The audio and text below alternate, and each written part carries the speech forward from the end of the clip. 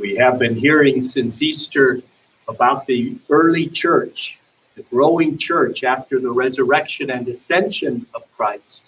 And through the Acts of the Apostles, we've been hearing that story. And we've been hearing from the gospel after the resurrection of Christ. Now this week, starting today, we begin with the gospel of John, telling of the early ministry of Jesus. So this part of the gospel, what has transpired in Jesus' public ministry, have been two primary public witnesses. One being the wedding feast at Cana, where he changes the water into wine. And the story, of course, spread throughout the region. The second one, following that, Jesus goes into the temple and chases out the money changers and talks about this sacred place of the temple and how he himself could destroy the temple and it would rise again in 3 days, referring to the temple of his body. And then this story comes with Nicodemus, the first time he comes on the scene in John's gospel. And in this coming forth, he references, we know you are doing signs and you couldn't be doing these without being of God. So referencing certainly the wedding feast, the event in the temple, but maybe other things that the people had been talking about Jesus was doing. In our liturgical experiences in these last weeks, the last time we heard Nicodemus's name was toward the very end of John's gospel, after the death of Jesus, and he goes along with Joseph of Arimathea to take the body of Jesus, to anoint his body, and to place it in the tomb.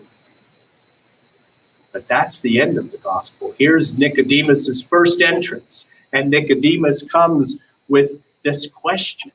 But it says he came at night because he was afraid of being exposed, that maybe he was a believer.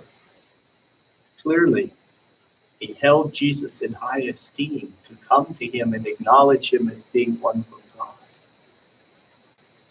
And this coming at night is one that we hear a few different places in John's gospel.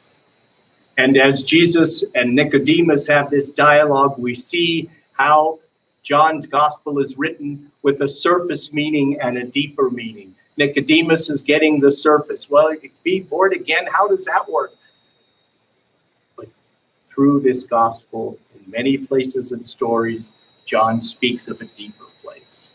Jesus is the one speaking of being born through baptism, water and the Spirit, coming to new life. In Matthew's gospel, Jesus says, what you hear in whispers proclaim from the housetops. Nicodemus is only able to whisper at this point.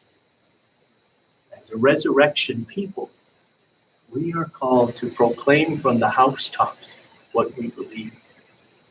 Through the actions of our lives and through the words of our mouths, Jesus Christ is Lord, is risen from the dead, that we too, born of the Spirit, will rise again.